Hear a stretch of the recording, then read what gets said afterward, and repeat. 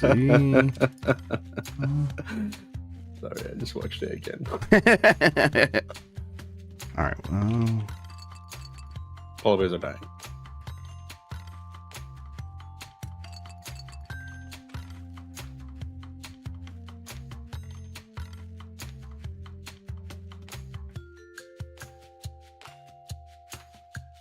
okay, let's do this. I think we are set and ready to go. I got the button there. I got us framed up good and proper. Is there anything I want to put in there? No, we're fine. All right, Tam, you ready to go? I'm ready to go. Jan, you can go to YouTube. If we aren't already, I will count us in and fade us to black. That is good. That is good. All right, here we go. Starting in 5, 4, 3. Yummy like a gummy bear.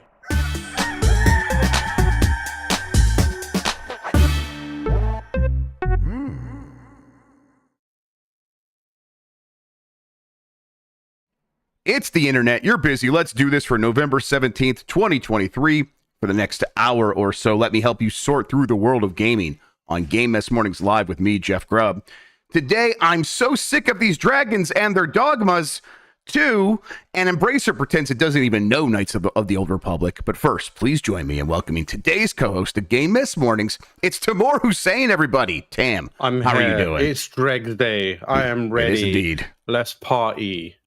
Dregs can be a party, yeah. Like, listen, if you're not going to party during Dregsday, what else are you going to do?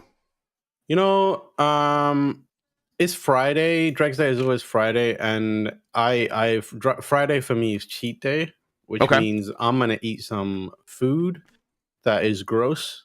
Hell yeah! Actually, it's not gross, but it's like, not particularly great food. Usually, I eat about 15 to 20 chicken wings for dinner. Okay, yeah, that's a good night. That's a good cheat day. It's fine. Yeah, it's fine. Like, it's still chicken. It's so high protein, right? Before you start like thinking about what you're eating, it's very easy to be like, it's chicken, it's high in protein, but it's chicken wings and like it's fried and it's way more fatty than you realize. Yeah.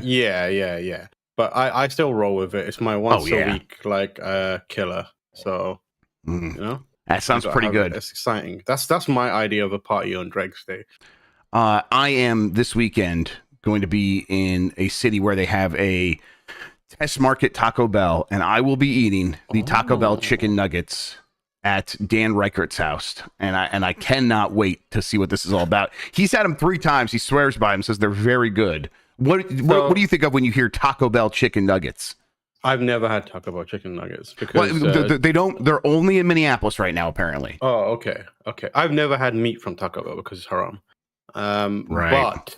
But the idea of Taco Bell doing chicken nuggets, I understand the weirdness of that, and I fear it. Like, I don't know. Having said that, Taco Bell has, at least for me, as someone who doesn't eat meat from Taco Bell, it's got a robust non-meat menu. Like, surprisingly. When I went there for the first time, I was like, this is wild. Like, I've seen vegetarian restaurants that don't have a menu as good as this.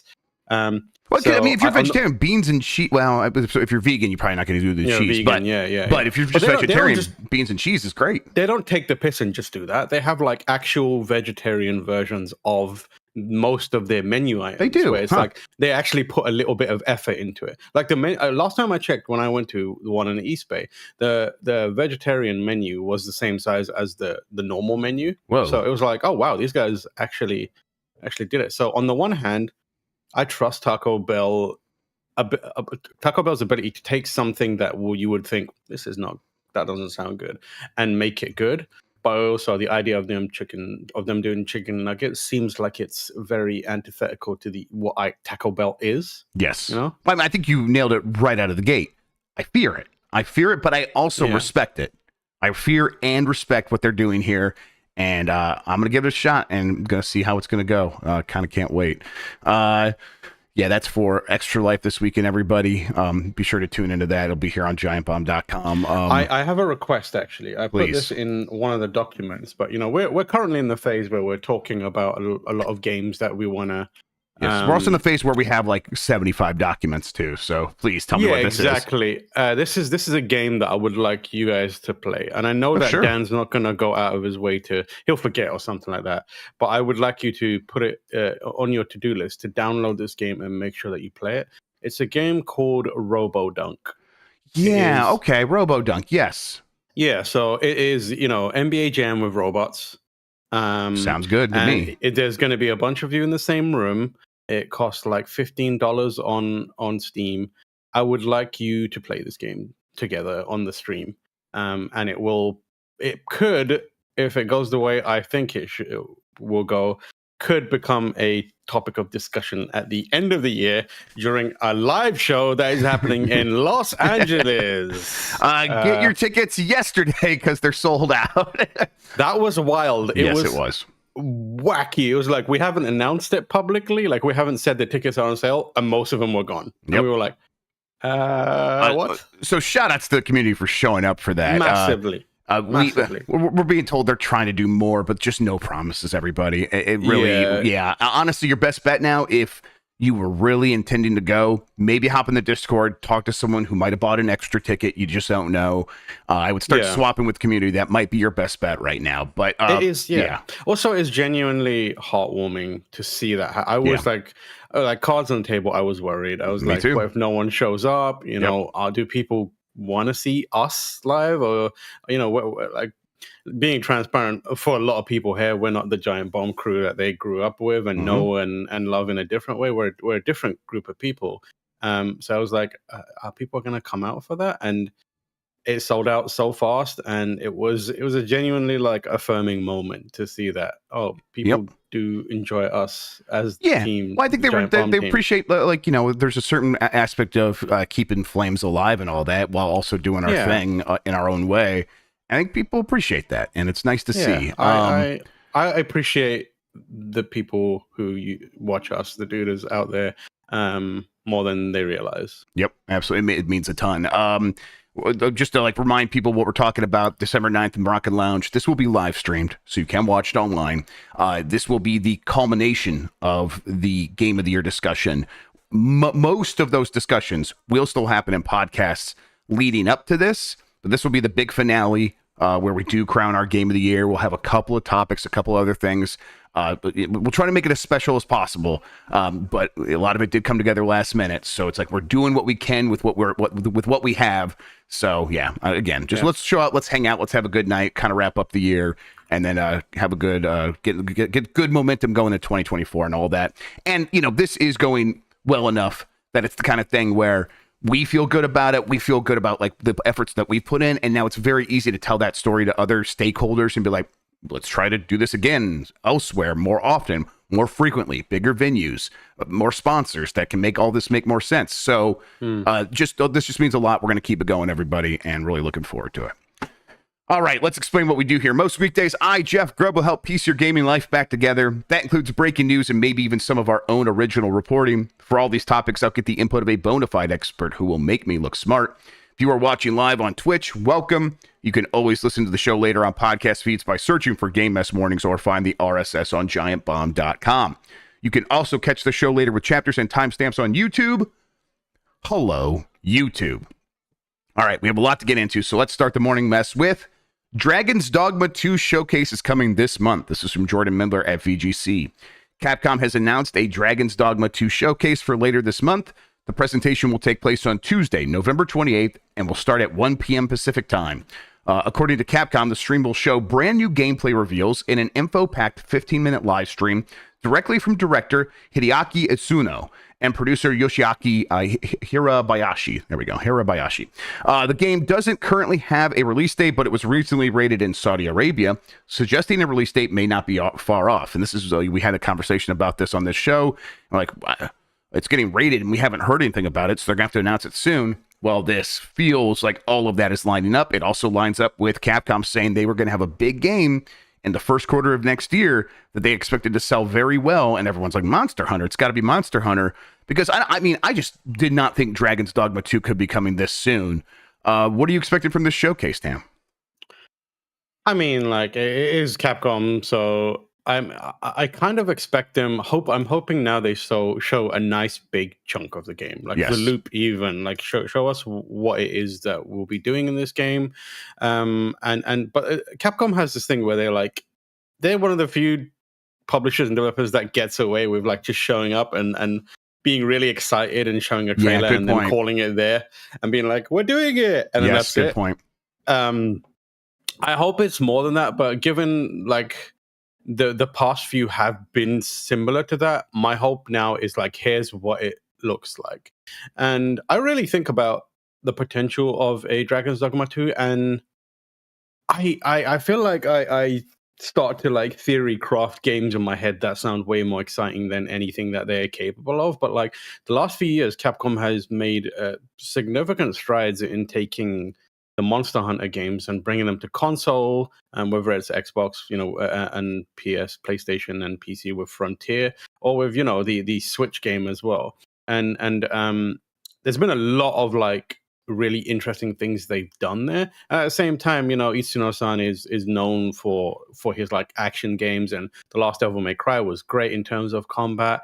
Like, I see this game becoming this nice, amazing mix of everything that Capcom does amazingly well, like combat, action, intimate and depth-filled action game mechanics, and then this kind of like the monster hunting aspect to it. And the reason I think about it for this game is because that's what Dragon's Dogma is in a lot of ways. Like, you're hunting these beasts but the mechanics of engaging with them are not like the methodical, slow pace of Monster Hunter. Is closer to something like a Devil May Cry, where it's like, you're bouncing around and doing stuff like that. So I hope that it's a case of them sitting down and showing us, hey, this is what this game is, and this is how it's going to play. Maybe it turns out it's exactly the same as the last game, but like, I just want them to really unpack it and do like a 30-minute kind of gameplay demo with a breakdown of the systems, and have Itsuno and designers and story stuff in there, and just really let us give us the lowdown on it. And I hope they're like, sorry about that Netflix series, we needed to make the cash. Yeah, and we'd be like, okay, we get it, all's forgiven. I think that I'm right there with you. Dragon's Dogma 2 feels like a game where it could simultaneously be this huge step forward for the series and for Capcom in the story of itself as a publisher right now, where, of course, this is a publisher that's on top of the world, that has figured out how to get the most out of properties that were already very popular. It knew how to get the most out of Resident Evil, knew how to get the most out of Monster Hunter, and it deserves kudos and credit for figuring that out and making those even bigger than they ever were before. Dragon's Dogma is a little bit different, where I think it's a game that it has its fans, and people do enjoy it in many ways. I remember at the time people, this is kind of like, what if Skyrim was made in Japan in some ways? It's like, okay, yeah, and it's not exactly the right way to describe it, but yeah, I get what people meant by that. But it didn't have that huge impact of a Monster Hunter, and yet it feels like Capcom's realizing we have the chops to take something like Dragon's Dogma, a game that was good, that does have fans, and take it to the next level if we can just do this and that and make it feel important. And it feels like they're on the precipice of that. At the same time, it could just be more of the same. And I think that in some ways that also might work to the same effect, because I think the gaming audience has changed in a lot of ways, where we are just ready. We're more willing to accept games that have like weird Japanese aspects, and just be like, you know what? No, please give us more of this. We didn't realize what we had when we had it, and now the fact that you're still doing what you're doing, we are ready to come to you and play the game as it is. So yeah, either way, it's like, okay, I'm very curious to see how this is going to play out. I think some people have had a chance to check the game out in to some capacity. I know VGC went hands-on with it a little bit, and that might have been like when Andy was in Japan. I'm trying to remember if a bunch of other people played it, but he wrote, so far, Dragon's Dogma 2 certainly feels a lot like the game that has come before it, though we have to bear in mind that it's still the first playable build at a relatively early part of the game. As long as it remains weird for all the reasons its most hardcore fans have championed it all these years, that's no bad thing at all.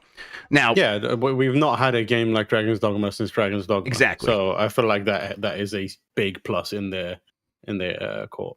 Yes. Now, how do you feel about this game coming out like relatively soon? Because again, I still find that very surprising. I think I remember hearing rumors about this game for much longer than like when the rumors were like solid. Right. Because the announcement was like they came out and the dude put on the T-shirt and that was it. And that was a little bit more than a year ago. There were like whispers around it before then, like in the lead up to it. For a few months, there were whispers like, "Oh, Dragon's Dogma is real." And I think it was in that Capcom hack, and so it's like we kind of had known about it for a very long time. I believe it was in the Capcom hack. Yes. Yeah, but I also remember there being like an extended period of like, there's the level before the whispers where like people in the industry are like, "Have you heard anything about Dragon's Dogma?" I sent one of those messages today. One of those ones. Yeah. Have you heard about this?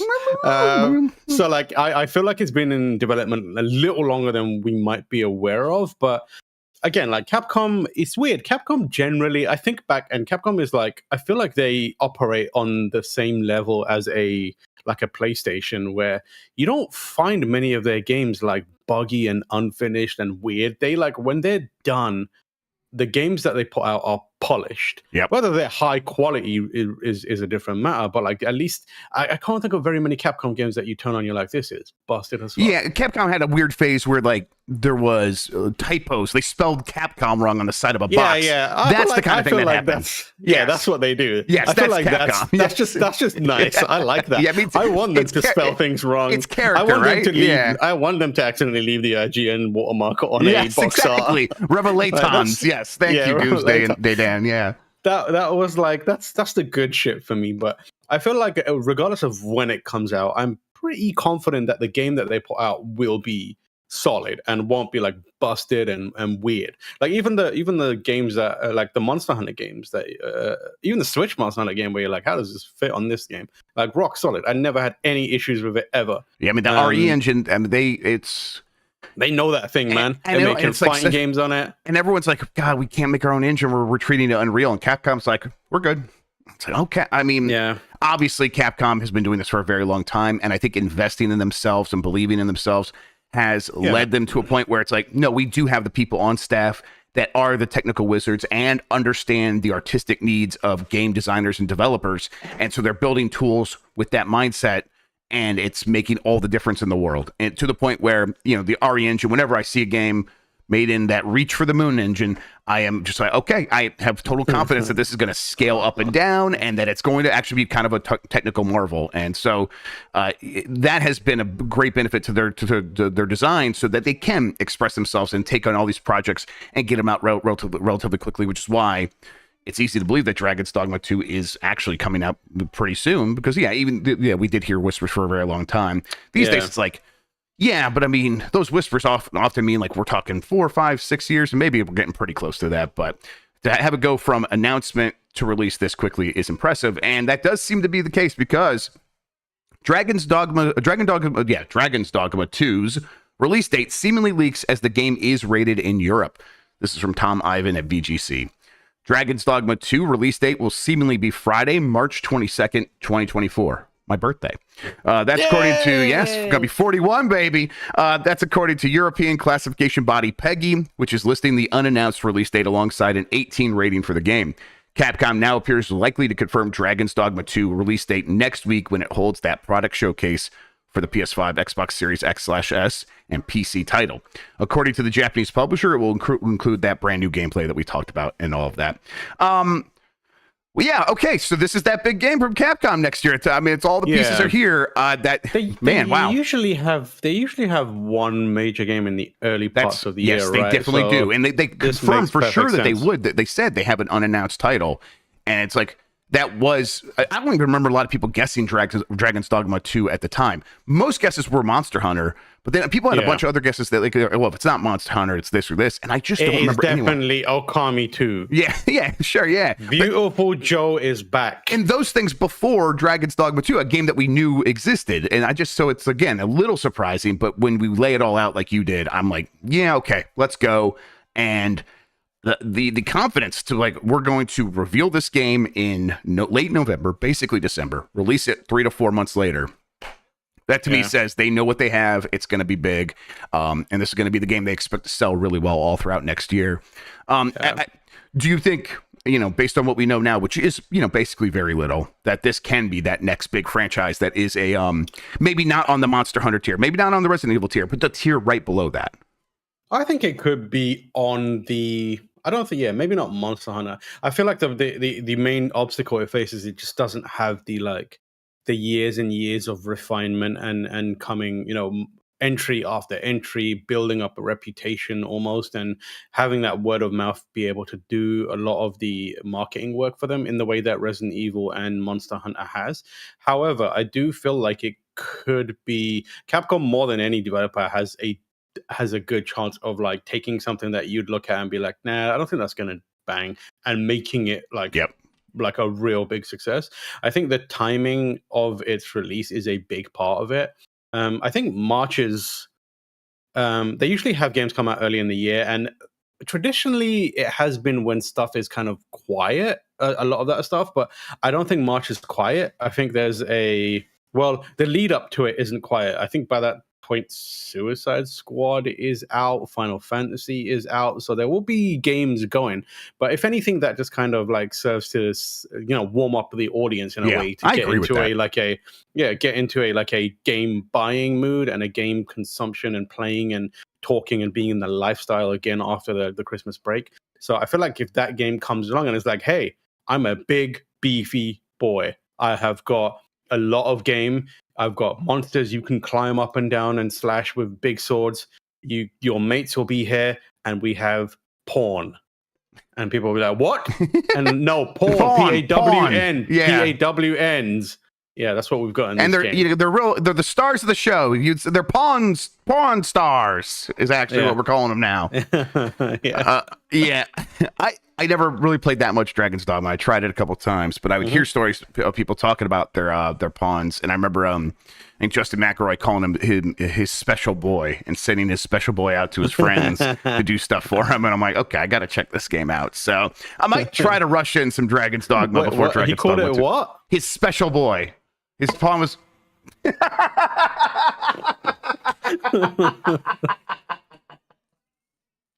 appreciate you, Tam. Oh, boy. Okay. Oh, you know what? Let's move on. That's a perfect jumping off point right there. PlayStation Portal is sold out 2 days after launch. This is from Sophie McAvoy at GamesIndustry.biz. The PlayStation Portal, which launched on November 15th, has already sold out in the UK and the United States. As noted by Eurogamer, it seems as though that scalpers may have already hoarded a bunch of the supply, and they're listing it for between 200 to 290 pounds, with some reaching over 300 pounds. How do you feel about this? This is I think this is more people bought the PlayStation Portal than I think people even expected to when it first got announced. This thing is had a slow build to the point where you know what? Seems like it's doing what it says on the tin, and it looks it's doing it pretty well. I'm gonna get it. And it's only $200. It was a pretty easy conversion for a lot of people, I think. How do you feel about it? Before we do that, just this for Karate-tron. Oh. And then the PlayStation Portal, it's really weird because it's a device that on paper you look at it and you're like, do I need this thing? And then you get it and you're like, oh, I can understand how it fits into my life. Reviews for this are out, right? Yes, they are. They're out there. So I can say I've been using one, and it is really nice. The thing that is the issue is it can have very shaky quality. Right. I've had situations where I'm sitting in front of my PlayStation on my blazing fast internet, and it's 360p. And I'm like, what? How? Why? And I think but I've also had situations where I'm sitting across the apartment and it's crystal clear, and I'm playing Yakuza on it, and it's a great time. I think the thing that it really has going for it is that it feels really good. It's it feels like a premium device, and it just seems to slot into the way I want to play games now. Certain games, anyway. For example, I like being able to stick on a show or a podcast or a video podcast or a YouTube video and just grind out, some stuff in Spider-Man, for example. Totally. Like, I'm going to collect these achievements. I don't have to pay too much attention. I can like, just play these games on the side. I feel like that as a way to enhance your PlayStation experience is surprisingly compelling. Like, it is something that I feel like you can see on a shelf and go, oh, you mean I can play my PlayStation 5 like in really good quality without hogging up the TV? And it's in a price point that's, I look at it and I'm like, that's a bit expensive. But I feel like for the average person, not average person, but like the people who like buy consoles and games like every now and then, this feels like a thing that you can splash out on that will have a meaningful impact on the way you play games. Right. It's not a no-brainer for everybody, but there's an audience out there that I think it's in that no-brainer price range that is mostly acceptable. It could have been more expensive and just not made sense for anyone. But $200, it's like, there's people out there who are like, you know what? Yeah, I can make this work. Mm-hmm. Yeah, exactly. I think like also, I think this is the kind of device that Sony is a little more like measured with its approach on. Like it's not like, I feel like there's two ends of the spectrum. Like there's you get one which is like the PlayStations, the new PlayStation 5. They're like very confident. They're like, we're going to sell a bunch of these, we're going to make a bunch of these, we're going to keep making a bunch of these, and then we're going to put it out, and that usually works.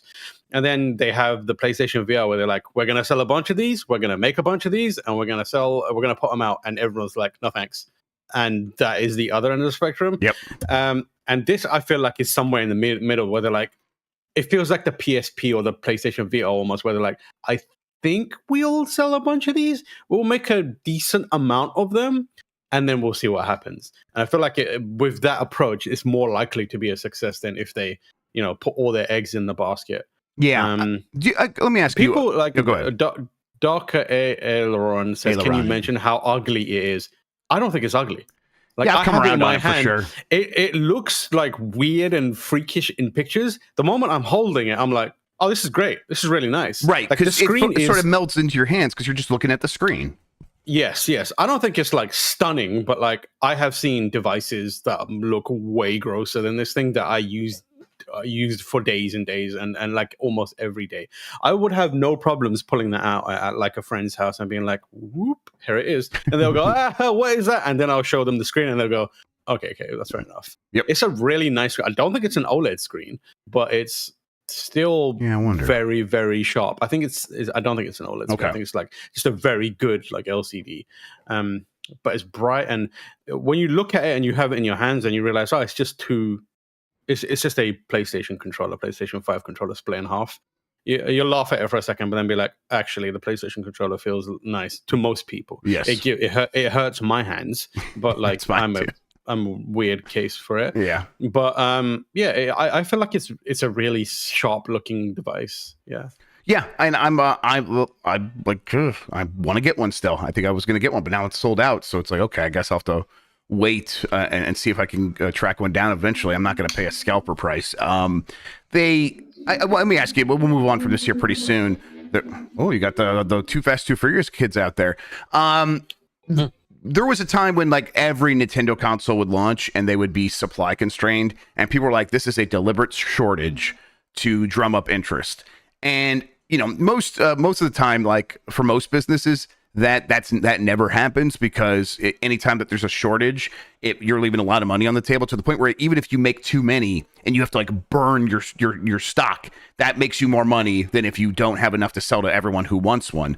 But in gaming, I do think maybe sometimes they're like, let's just make it limited at first, build up that hype, especially going into the holidays. Part of me still believes that conspiracy theory. You think that maybe happened here a little bit? I don't think it's I think it happens, but I don't think the motivation is to like build up a hype around it. I think what it is like, let's be measured in how much we put out there and then respond to the demands.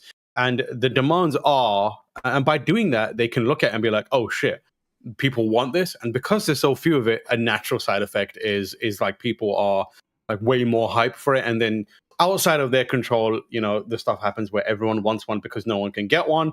But initially, I feel like it is a bit foolish to be like, oh, they are not putting any of these out there because they know that their people are going to get they're going to want it more. I don't think that's how it works. I think that do you feel in this capitalist hellscape that we live in, there's a company out there going, let's sell less of these for a little while? It's like, I don't think so, man. In general, it almost never really happens.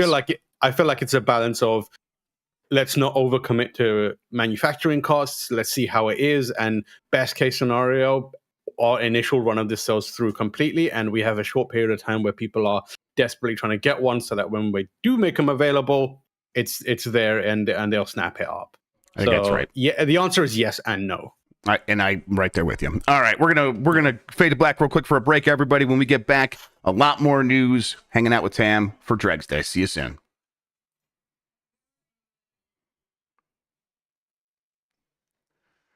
All right, we're back, and Embracer Boss gives no comment on the status of Star Wars Knights of the Old Republic remake. This is from Zoe Hanley of Destructoid. As initially reported by IGN, Embracer Group CEO Lars Wingefors commented during a financial presentation that he has no comment on the state of the Star Wars Knights of the Old Republic remake. He also states, anything I say to this becomes a headline. And of course, that's true. The remake of the 2003 RPG Star Wars Knights of the Old Republic was announced back in 2021 during a PlayStation showcase. Since then, we've received re-releases of 2 of the games in the series, and then everything kind of hits the rocks.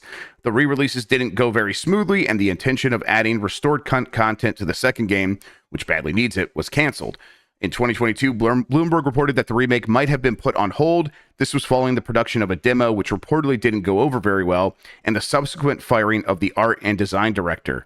And people I remember at that time, then the rumor was like it got taken away from Aspyr, who has done a lot of these Star Wars remasters, and moved over to Saber Interactive. There's been rumors it's moved elsewhere since then. I just want to clear it up. This game is not being worked on right now. Just full stop. But this game is not being worked on in any way at any studio. Embracer Boss is Mariah Carey when she gets asked about J-Lo. She's like, I don't know her. No, I don't know her. I don't know who that is. Yes, exactly. That's what this person is doing. That's 1,000,000% what's happened here. But yes, I looked into it a little bit. I mean, I don't think this is news to most of you. I think you guys could piece this together if you've been listening to this, and Sony stepping away and scrubbing mentions of Knights of the Old Republic from social media and YouTube. I think you could put 2 and 2 together there, but just to 100% confirm it, this game is not being worked on right now. You know what? Embracer doesn't know fucking anything. Yes. Okay? Because the absolute clusterfuck of a situation on that side. I feel like one day someone's going to do a big in-depth report on the damage that Embracer has done to this industry just by rocking up and being like, I'm going to buy everything. Yep. And then just being like, we didn't think this through.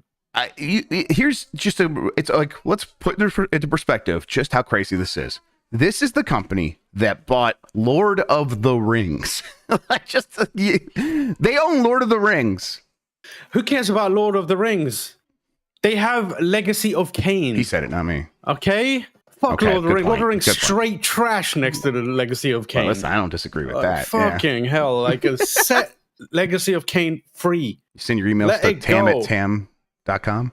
Don't send me your emails if you're a Lord of the Rings nerd. I like Lord of the Rings and I respect you, but don't be talking about it next to Legacy of Kain. Okay? Yeah, you'll just get a form reply about Legacy of the Kain if you send them that.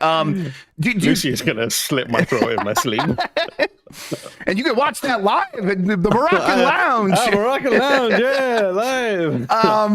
Okay, this game's not being worked on right now. Do you think Embracer Group ever gets around to actually having someone make this game? I think Embracer Group is slowly going to collapse, is what I think is going to happen. No shot. I feel like someone steps in, and maybe even like Disney, and goes, give us that back now, or we will murder fiscally all of you.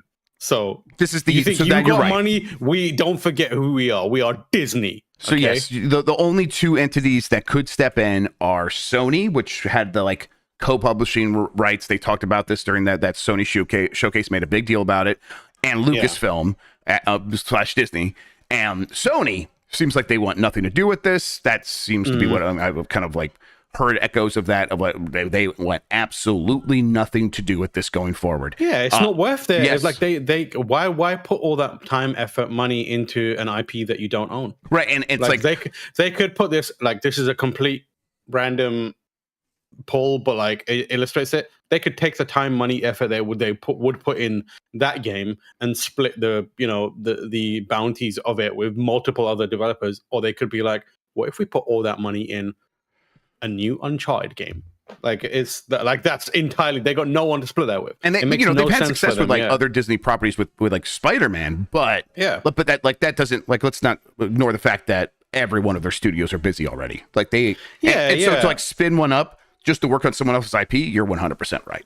That's seems very unlikely. In a situation where they're like, oh yeah, we'll do some of the work, we have publishing rights on that, you do the development work, and Disney does all the marketing shit, yeah, that's cool. But if it's like it's us and them, no, thank you very much. And then for Lucasfilm, this was appealing to them because it's like, hey, no, Aspire and Embracer, they're going to handle all this. Don't worry. Sony's on board. They're going to handle the publishing. Lucasfilm could sit back and work on a bunch of other things. And now the only reality of this game getting made is Lucasfilm completely takes it over and does all the work themselves to spin it back up. No way this game ever happens. That's my opinion right now. Maybe that changes. Maybe some huge factor comes into play that we're not considering right now. But as it stands right now, this game is like deader than dog shit. And it's just very unlikely anyone should ever expect it to come out. Yeah, I just imagine John Drake, like, that picture meme of Wesley Snipes crying with a gun. Yeah.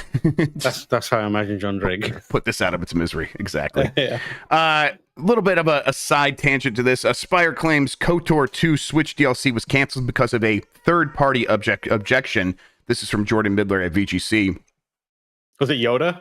Yeah, it's like the meme where it's like, I consent. And Yoda's like, consent, I do not. Yes. DLC? It sounds like you consent, Yoda. You're going, He's like, no, consent, no. Publisher Aspire Media has said that canceled KOTOR 2 Nintendo Switch DLC at the center of a class action lawsuit was down to a third-party objection. The Switch port's announcement trailer, which published a couple of weeks ahead of its June 2020. Is your gimmick okay back there? She's not. I swear she sounds like she's just either screaming nonstop or she's like singing a very long song. She's singing to herself, but hey, Emmy, you got to turn on the volume to about half. Everyone's worried about you. You all right?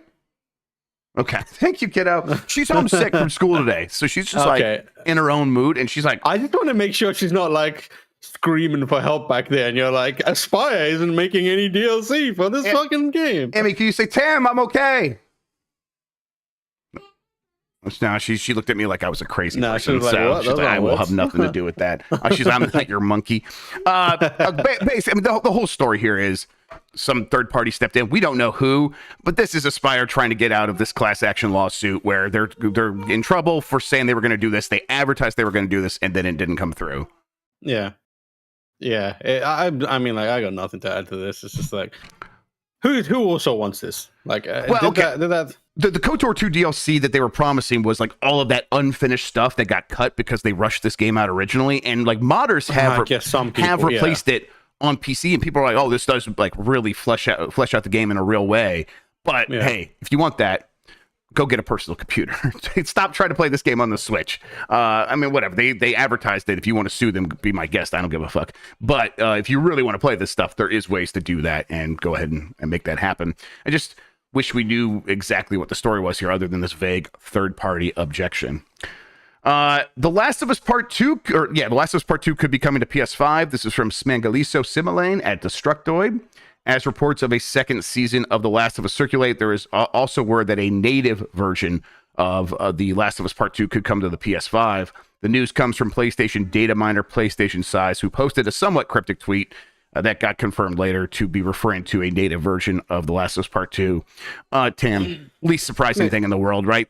Makes perfect sense. Yes, they have a show. They want to have a new version of this out on the shelves that just says PS5 on it, and maybe has... they already updated this game to have like 60 frames per second on PS5, adding a few other things, putting on a disc, having that PS5 logo on it, calling it Director's Cut or Definitive Edition. That's just going to sell an extra few 100,000 copies. And they love that over there, right?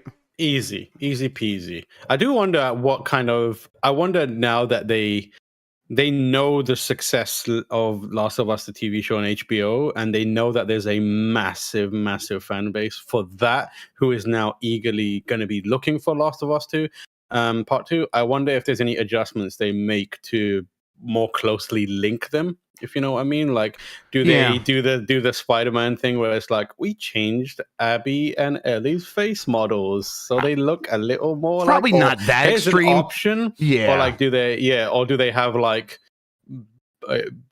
based on the, or like the sequel to the hit TV HBO show or something, like some way to buy in. Yeah, like when books are based on, when books get adapted to movies, and then you go to the airport and you see like the people from the movie on the cover of the book, and they're like, oh, the book that inspired the movie. I could see that happening. Yeah, that's what I mean. I feel like a lot of the hard work is done by just calling it Last of Us, having a Last of Us with 2 in it out there, Part 2 in it out there. And then like a 2-pack, like Part 1 and Part 2 all in one. Like that's happening eventually as well, if it hasn't already.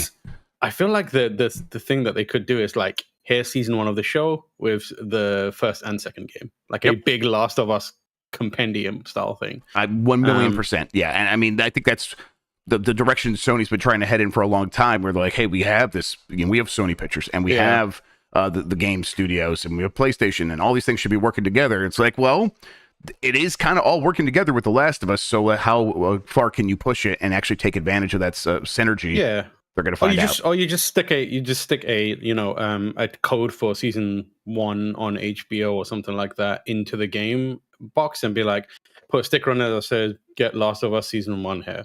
Yep, and I think that would be very effective, especially in the holiday season when people are looking for gifts and like, oh, they love that Last of Us, or I want to give. Or I've talked to this person about the Last of Us. I'll just give this whole thing to them, and now they can have the full experience. Yeah. Sega wants to sell 5 million copies of Persona 6 in a year. This is from Alex Hopley at Game Reactor. Basically, Sega's CEO in an interview just said, hey, we expect this to be the best-selling or the fastest-selling Persona. And yeah, it should be, right, Tam? They've continued to grow, and Persona 6 feels like it's going to be the game that comes out. And when Persona 5 came out, it was like, oh, this is a really big deal. Persona 6 feels like this could be one of the biggest games of the year, right? Yeah, Persona 5 was released in 2016, and by the end of 2022, according to a very quick search, it had sold around 9 million copies, close to 9 million copies. So getting a year, but like now it has the recognition. It's not that weird, creepy shit that your anime weeb friend plays. It's the game that everyone knows and loves. It's been spin-offed to hell. And now I feel like people are going to be paying attention to it.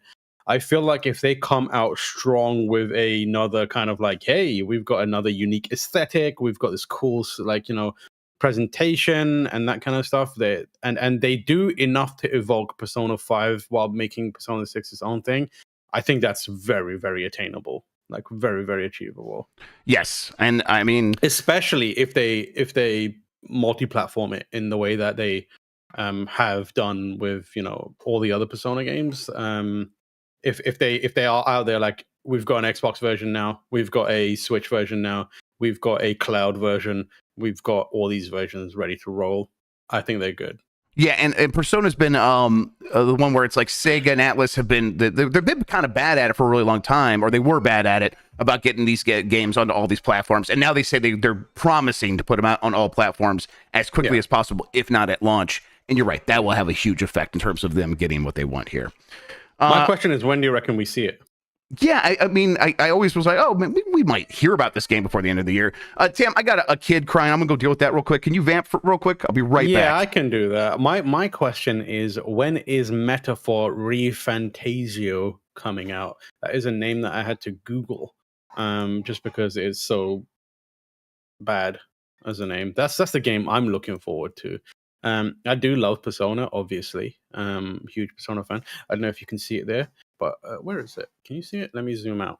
I'm sure you can just barely make it out. You see that there? That's an extremely limited artwork piece of Joker. That is, I believe, number 1 of 25, and number 25 is owned by Lucy. So that's a little bit of lore for you.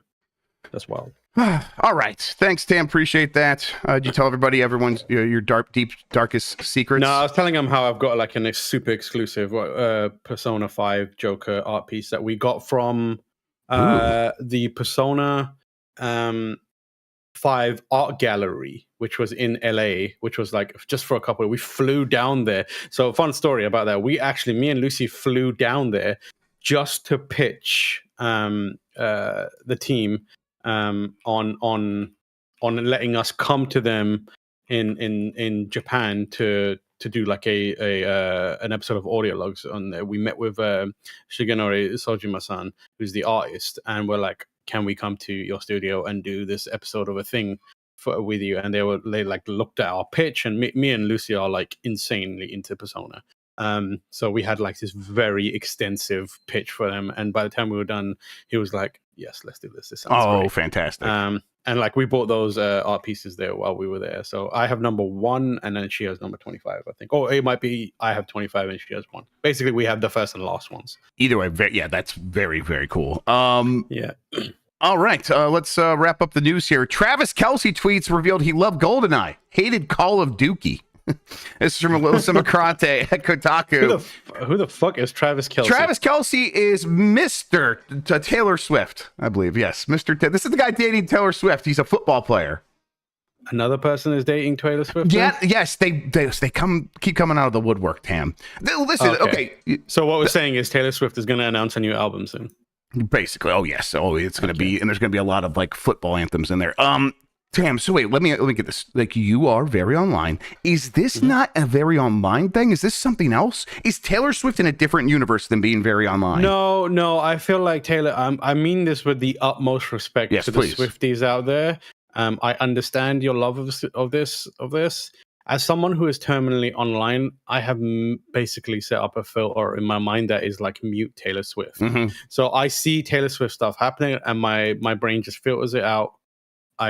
I do not, and it's only because there's so much of it. Like, I'm not saying I think Nylock Chat says this is normie shit. This does feel like normie shit. This is normie shit. This is like if it's like Taylor Swift is popping off and getting into some drama, great. I know that stuff, but if it's like Taylor Swift is wearing Prada or Taylor Swift is banging this football player, I'm fine. I'm good. I can ignore that. I personally am not a super Taylor Swift fan. I feel like it is the Diary of a White Girl being sung into a microphone. But I know people love that shit, which is like fair play. Good for you, man.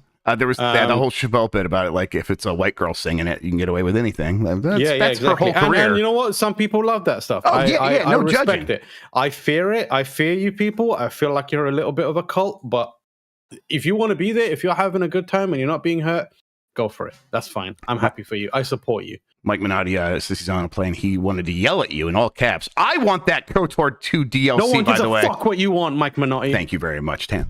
All right. When going back through, okay, this is the thing that's happening with Travis Kelce right now. People are going back through his tweets, and he's kind of like a wild tweeter from like 2010. And this one was just like, I don't know. There's a whole bunch of funny ones. But this one was from 2010, January 31st. Hashtag 90s tweet. Forget Call of Duty and Halo Galo. It all started back with 007 GoldenEye on the 64. These games just aren't the same. He deleted this tweet, and Tam, I'm like, okay, listen. Is he secretly Chad Warden? Yeah, it's 1 minute. That's like exactly what I imagined in my head. The Chad Warden energy on this is so. He's talking about that triple, Tam. PS triples, make you like. Remember when you did that? And you're like, "What's this guy doing?" That needs like that little control. It looks like a dildo. It's all right, Travis Kelce. Are people mad at Travis Kelce? No, no one's even mad about this because they're just like, listen, it was 2010. That's like 40 years ago, and you get the sense that like he was a dumb jock. And I think what people are doing is like they're imagining what if Taylor Swift had met him then.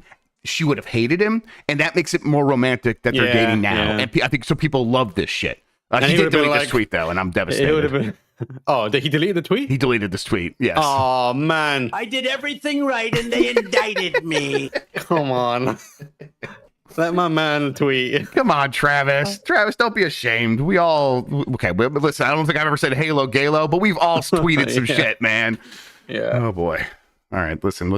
Where's Chad Warden? He's people keep saying he's a real estate agent now. Could you imagine? Yeah. I check in on him every now and then.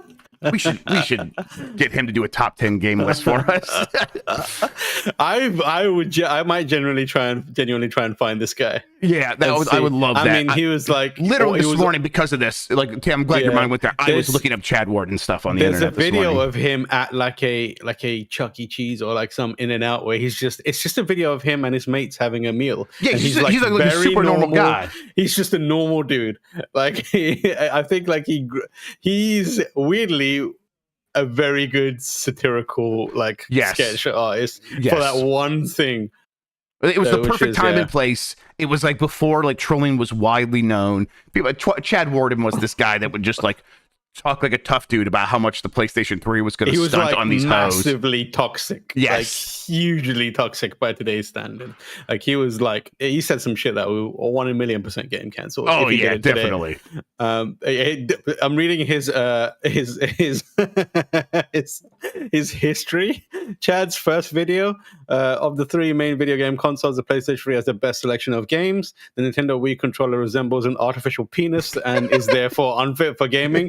The Wii should copy how to get good games. The Xbox 360 selection of games is so lackluster that it may as well have no games at all.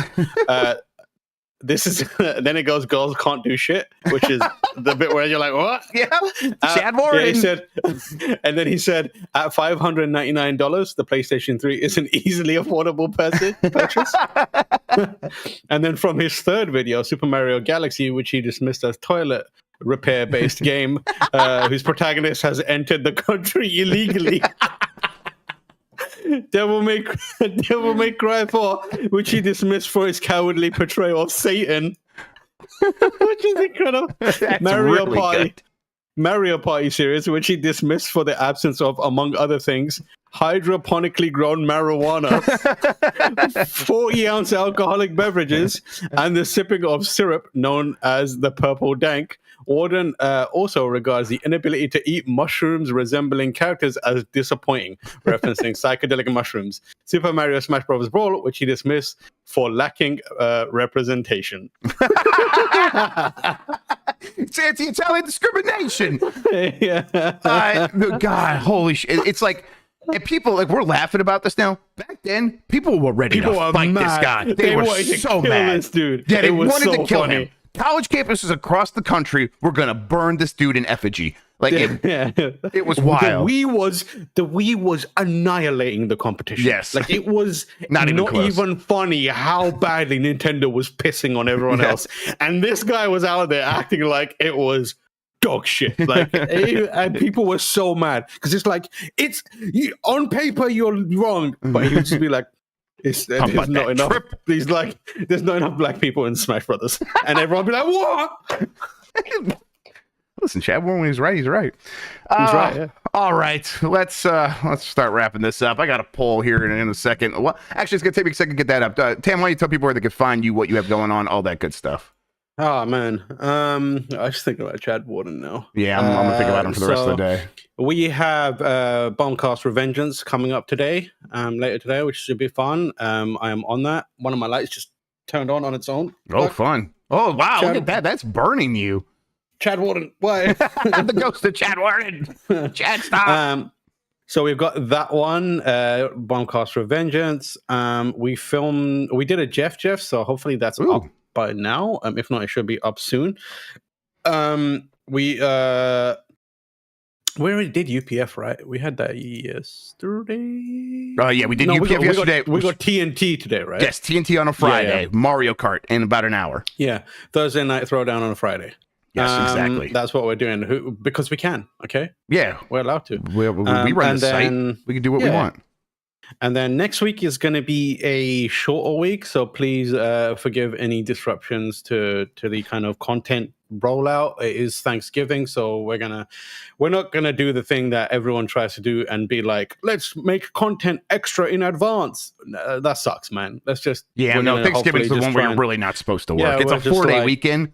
fucking enjoy it. And like the early part of my career, it was like, no, Thanksgiving, no, there's games coming out.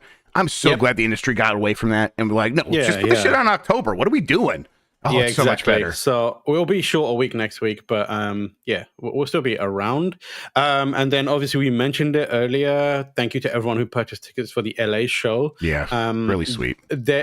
Jeff Bacala and various other people are working extra hard speaking to the venue and being like, can we get more tickets, please? Yeah. I think transparency, they didn't expect us to sell out immediately. Well, we didn't know what to tell them. Yeah. They gave us a very conservative kind of approach to how many seats we could have and stuff, it was at capacity basically, but which is understandable considering we've never done anything like this, and it sold out almost immediately. So now we're like, hey, can we get any standing room seats? Everything about this is just we're kind of lucky to have it because everything came together last minute. Yeah, exactly. So, but we are trying to get more. So the best way to keep an eye on that is to join the Discord. We usually put it in there as soon as possible. We do message it out earlier in other places. Sorry, not earlier, in other places. But the Discord is where we are most immediately able to speak directly to the folks that would be interested and go for it and let them know that they can buy tickets again. But yeah, we're trying to work out if we can get any standing room kind of stuff, and it shouldn't be tiring. It's a relatively short show, not short, but it's an hour and a half to 2 hours. Yeah, so you're not going to be standing. We're for limited 5 hours. on what we could use in terms of time as well. So expect around a 90-minute show, and it'll be jam packed with stuff. Worst case scenario, it is being live streamed. Yes, or it's going to be. Well, we hope it's going to be live streamed. Technology permitting. So yeah, you will be able to see it. At the very least, we will afterwards have an archive of it up, so you will definitely be able to experience it.